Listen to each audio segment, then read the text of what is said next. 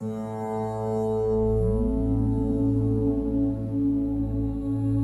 name is Rupali, and today I'm going to talk to you about the psychological truth or the psychological aspect of the Varna system.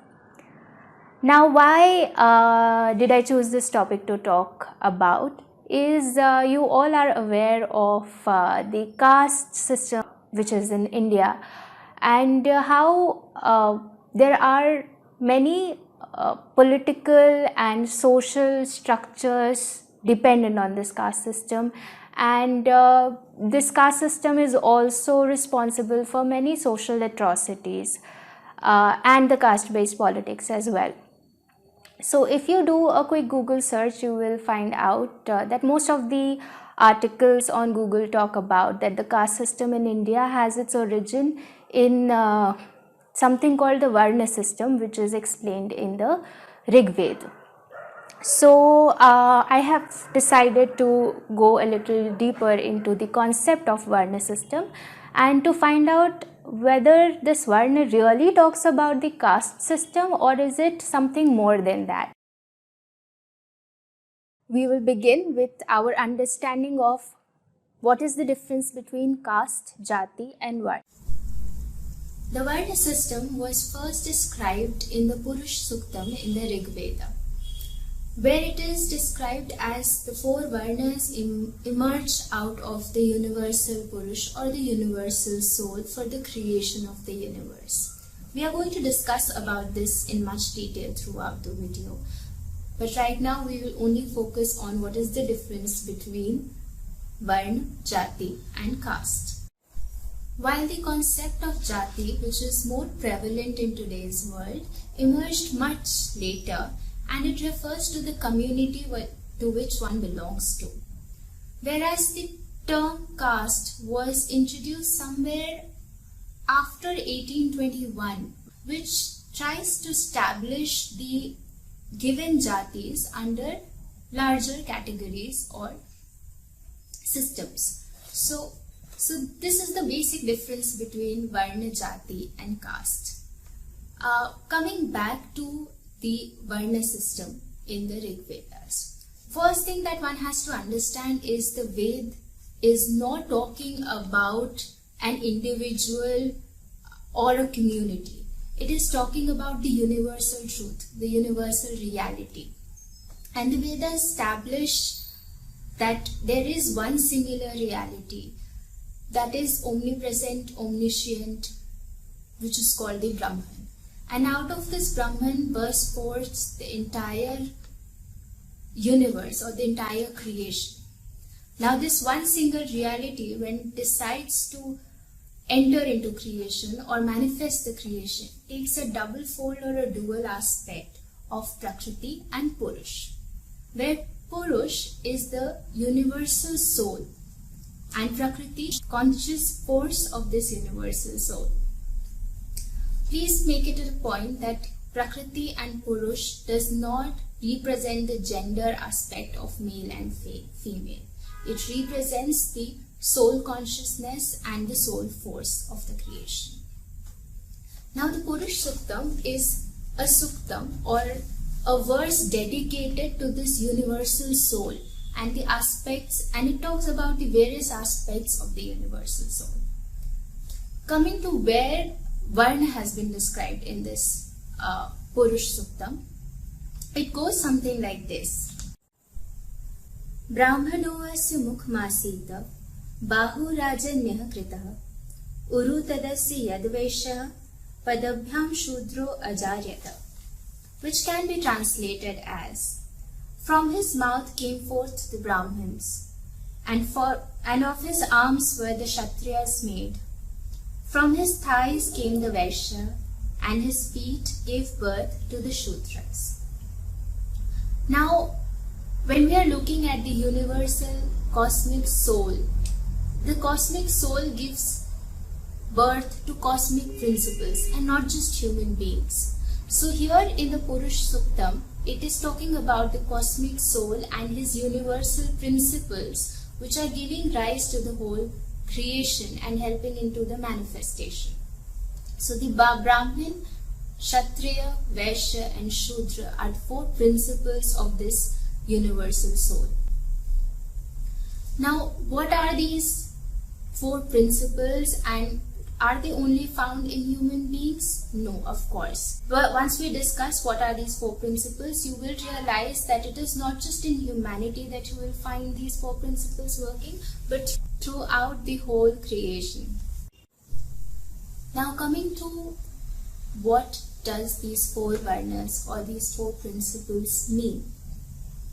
We will find an indication of this in the Bhagavad Gita, where Shri Krishna says to Arjun, Chaturvarnam maya srishtam guna karma vibhagasha tasya kartaram api mam vidya kartaram avyaya, which can be translated as, the 4 varnas were created by me according to the different gunas and the karma. So, here we find a reference to what are these 4 varnas representing. 4 varnas are decided according to the gun and the karma, which is the work. Now, what is a gun? A gun is a quality of nature or prakriti.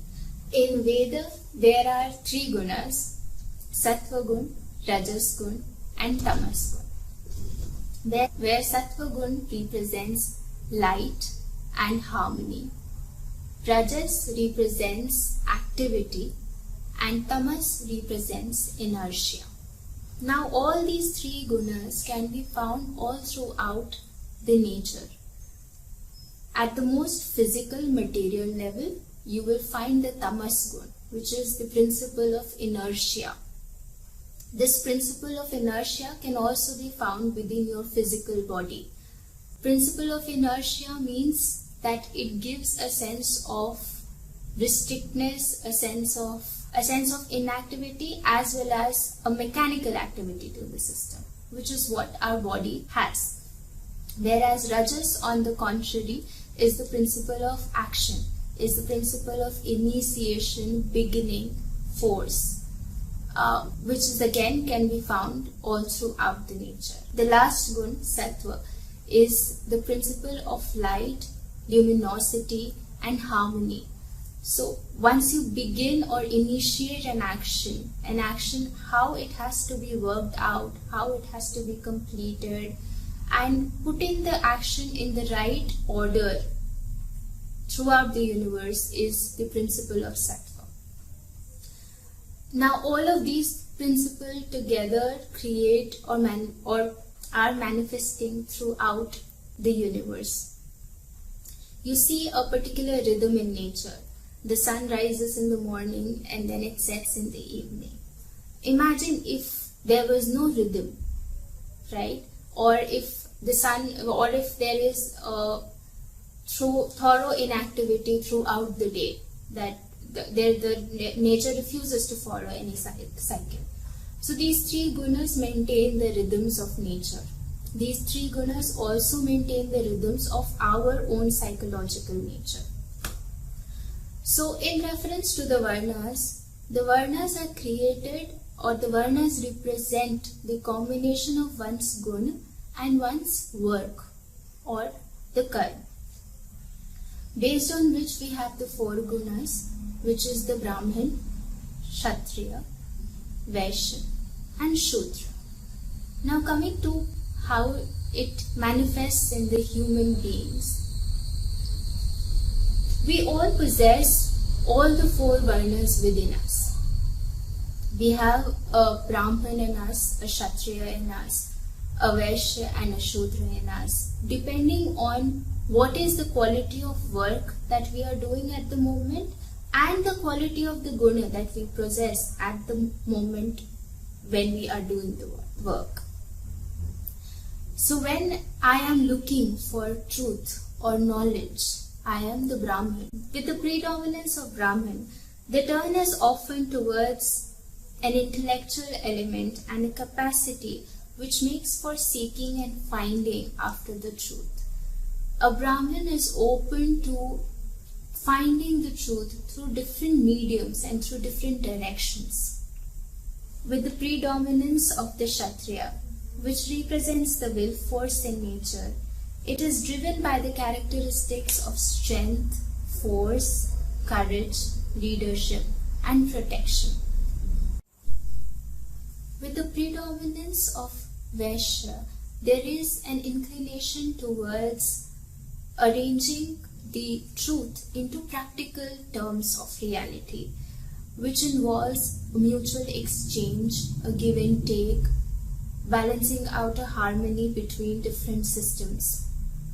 So an individual with a predominance of Vaishya is more interested in systematizing different aspects of the world. With the predominance of Shudra, there is an inclination towards work and service. So the four Varnas are always present in us and are rather governed by the three gunas constantly. A Brahmin with a tamasic attitude is often rigidly bound in his own truth and his own systems of truth, which perhaps is the case today.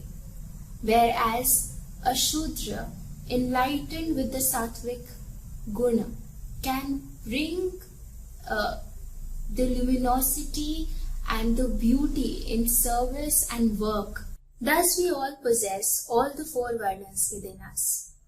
At this point of time, I am aware that this knowledge was reduced to a coarse and crude practice which has inflicted pain to many. However, if we really want to grow towards a better future, wouldn't it be wonderful that we can understand these concepts with their original values and connotations and also make those around us aware of the same? So with these thoughts, I leave you today.